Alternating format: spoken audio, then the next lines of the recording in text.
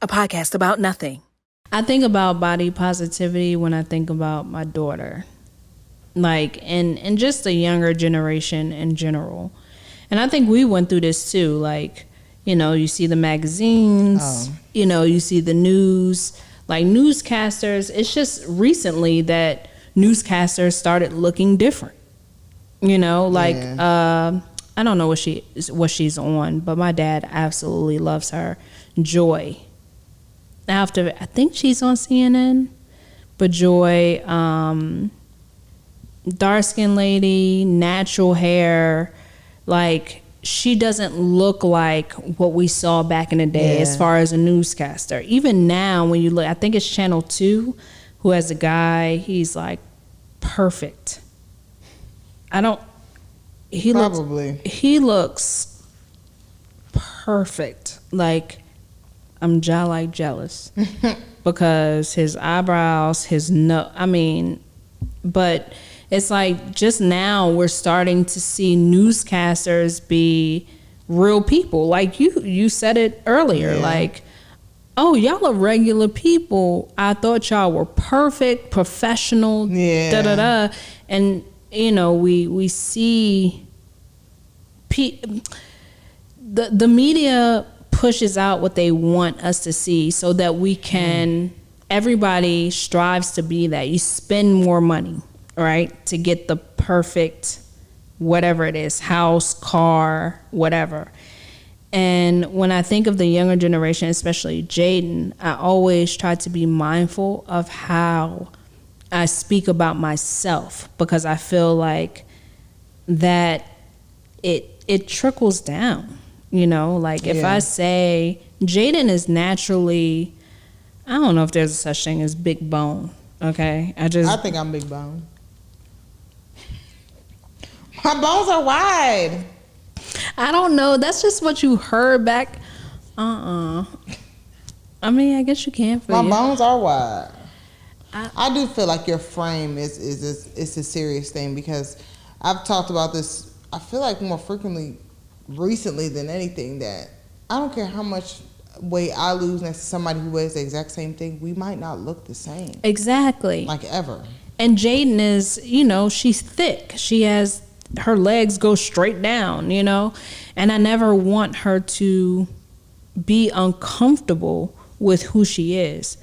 And recently I started to be mindful of how I speak about myself, because I think that stuff transfers. Yeah. When I say, oh, I look fat, or I need to lose this weight, or, you know, it's like, oh, we're not built the same. She's thicker than I am.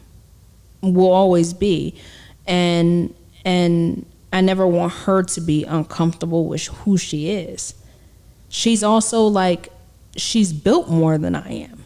Yeah. You know, she's taller than I am, bigger chest. You know, all so of that stuff. It's just so weird, though, when you go to, not ridicule, it sounds so horrible when you say that word, but when you go to, like, critique yourself, that other people, because that's the one thing I noticed with, like, calling yourself fat or somebody, it's always somebody bigger around. You're not fat, or, like, small. You're not fat. I'm fat for me. Leave me alone. Facts. That is true. I'm fat for me. This ain't got nothing to do with you. When I look at the mirror, this is fat. I can't breathe.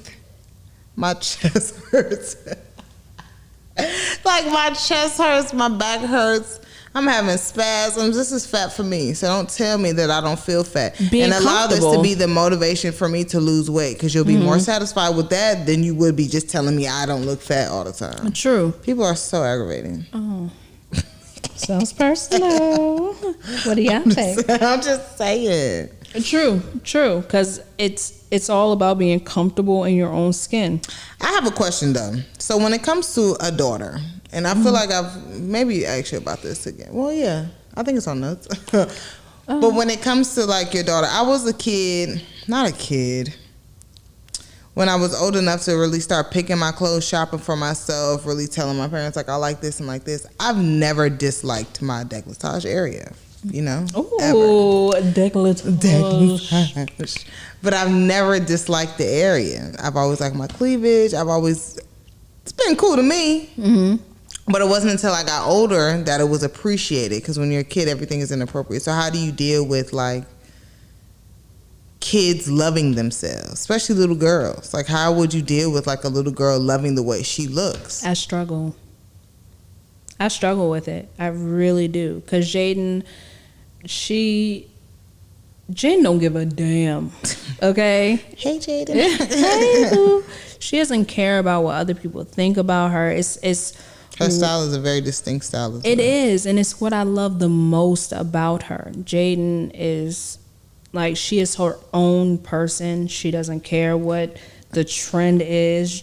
Jaden will wear, $300 shoes and a pair of $20 shoes and rock them like they all cost the same. Mm-hmm. And, as she was growing,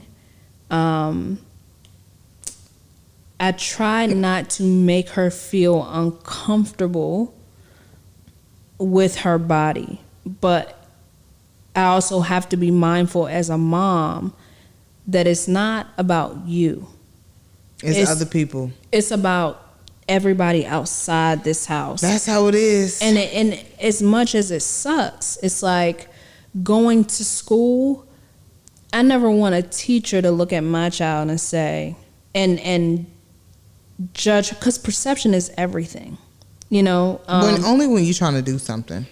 Not just that. Let me tell you this, Jaden, you're gonna love this. We took I've been telling Jaden for a long time, this perception is everything. That first look at you, people judge, people form their own opinion, and as much as it sucks, we all do it. And when you go to school, when you go out the house, always look presentable. You never know who you're going to come in contact with. You never know who you're going to meet, or you never know like how people are going to treat you based on how you look. And it shouldn't be that way, but it's what it is. We were walking through the neighborhood, and we went to the neighborhood over next to us, and it was the four of us, all the kids, me, and Jaden said, "Wow, like, this neighborhood looks really good." And she said the houses aren't any different, but the lawns are, they have upkeep. And she said, it's crazy because that first perception, that first look is everything. And I looked at her and I said, I said, say it again. She said that first damn it.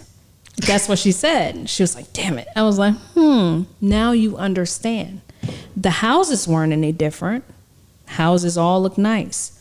But the lawn itself, the front yard, made a difference on how you looked at the neighborhood. Yeah. Treat yourself like that lawn. Cut your grass. Basically, trim the weeds. Put lights up. Have your bushes look good. I mean, I'm saying lawn. Put Christmas lights on you. Why? I'm like, Christmas lights. The funny thing is your ass would do it. Sparkle, glitter, sparkle. Glitter.